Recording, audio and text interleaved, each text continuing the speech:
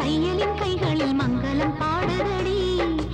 என்னவன் மன்னவன் ஏற்றிய தீபமே என்னிடம் நின்னுதடி.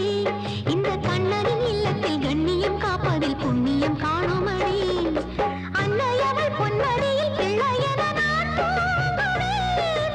அன்னமிடும் கைகளுக்கு ரத்தினங்கள் நான் சூட்டுவேன். இவள் பார்வை அந்த தீபம், அது பாசம் பொங்கும் கோலம். இந்த பாசம் பறவையின் நேச சிறகுக்குள் பாடி மகிழ்ந்திடுவோம். மருமகனே குலமகனே